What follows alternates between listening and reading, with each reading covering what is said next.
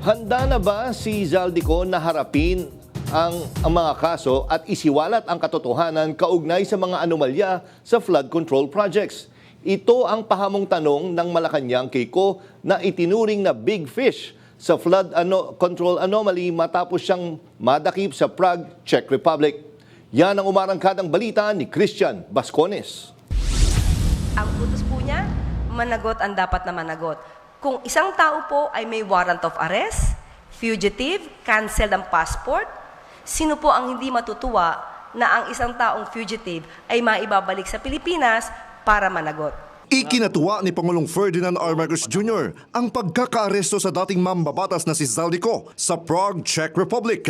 Ayon kay Palace Press Officer at PCO Undersecretary Claire Castro, hindi dapat makalimutan na ang Pangulo ang nagsimula ng pagpapaimbestiga sa mga maanomalyang flood control projects. Matatandaang kinaladkad din ni Ko ang pangalan ng Presidente sa umano'y budget insertions na itinanggi naman ng Pangulo. Kaya ibinalik ng palasyo kay Ko ang tanong kung handa na siyang harapin ang mga kaso pagbalik niya sa bansa. Ang dapat na tanong dyan ay kung handa ba si Zaldico na magsabi ng katotohanan. Kung handa ba siya na sabihin kung sino, kung hindi natin sinasabing siya'y guilty, kung sino ba yung kanyang mga nakasama. Bagamat walang inaakusahan ng Pangulo, nanindigan siya sa pagpapaimbestiga sa mga pangalang nadadawit sa anomalya. Itinuturing si Ko na pugante matapos maglabas ang Sandigan Bayan ng warrant of arrest noong November 2025 para sa mga kasong graft at malversation na may kaugnayan sa umano'y anomalya sa flood control project sa Oriental Mindoro. At pagkakaiba naman po kay Zaldico, meron na po siyang kaso at ang kanyang passport po ay canceled. So lumalabas na siya ay fugitive.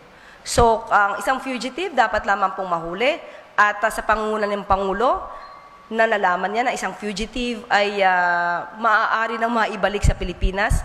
Maganda pong balita yan.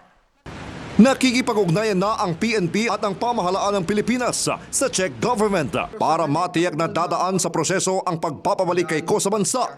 Kaugnay ng pagpapanagot sa mga naglustay ng pondo ng bayan, pinaninindigan ng palasyo na dapat patas ang pagpapaimbestiga sa mga nasa likod ng flood control scam at ang maling paggamit ng confidential funds sa Office of the Vice President. Tinanggihan kasi ng Commission on Audit o COA ang apela sa kanilang Notice of Disallowance na nag-uutos kay Vice President Sara Duterte at iba pang opisyal ng OVP na isauli ang higit 73 million pesos na confidential funds dahil sa kakulangan ng sapat na dokumento.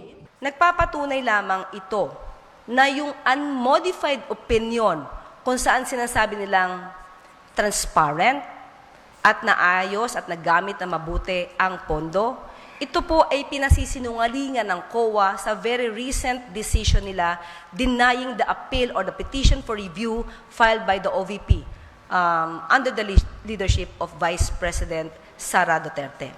Nais ng palasyo na mapabilis ang aksyon ng mga ahensya laban sa mga may pananagutan.